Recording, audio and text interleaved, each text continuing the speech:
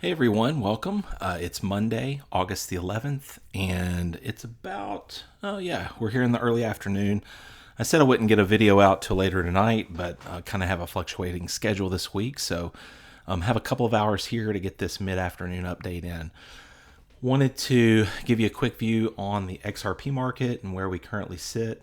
I want to come out to the daily here. Actually go to the weekly because we did have the weekly close last night, and we closed the weekly where we needed to. I would have loved to have seen, as I mentioned on yesterday's video, I would have loved to have seen the candle body close up here for the weekly at around 324, but we didn't do that. That's not, tragic or anything. But here in this weekly, we definitely need to have follow through, obviously, on this weekly bounce that happened last week. What it looks like they're trying to do is they're trying to push price back down to this 310 or 305 area.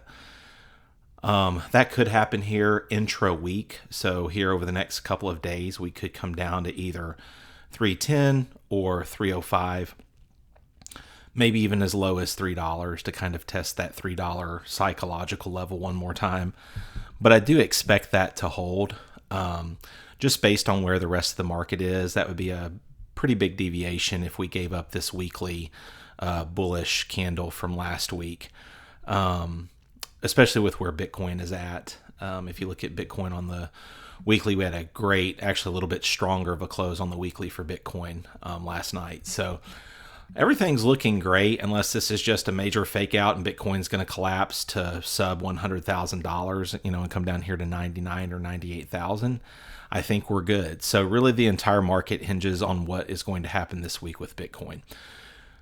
So coming back to XRP, as we come down to the daily, I wanted to show you where we are there.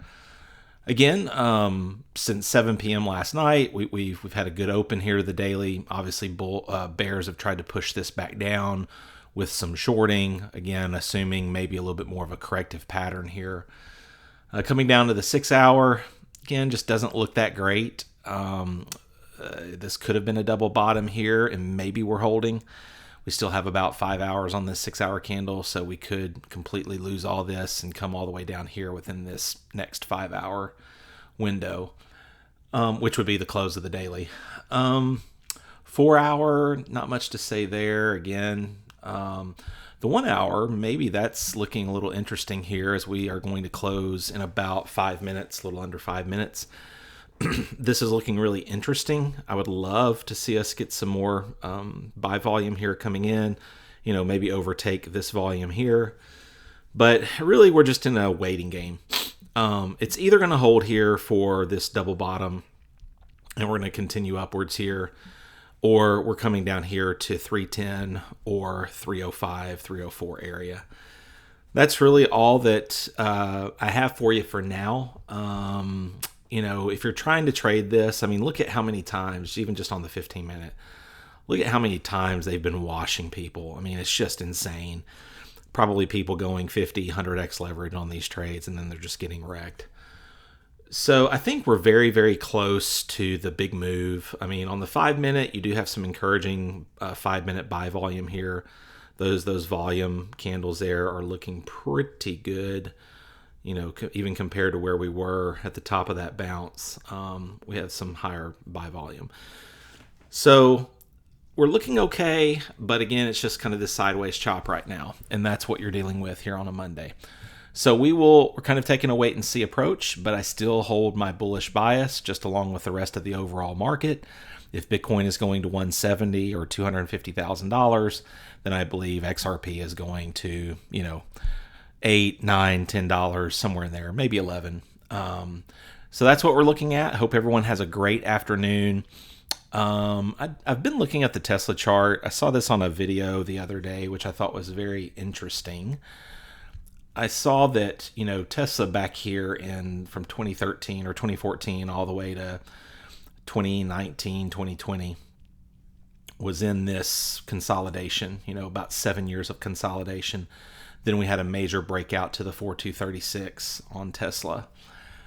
If XRP was to do that, we just had kind of a similar, 7-year accumulation. what's different is Tesla, they didn't spend forever in an SEC lawsuit. They didn't spend 4 or 5 years in an SEC lawsuit. They literally spent like 2 months in an SEC lawsuit, and then they settled. So it's interesting in one regard because it had a similar 7-year accumulation pattern, where XRP also had a 7-year accumulation pattern.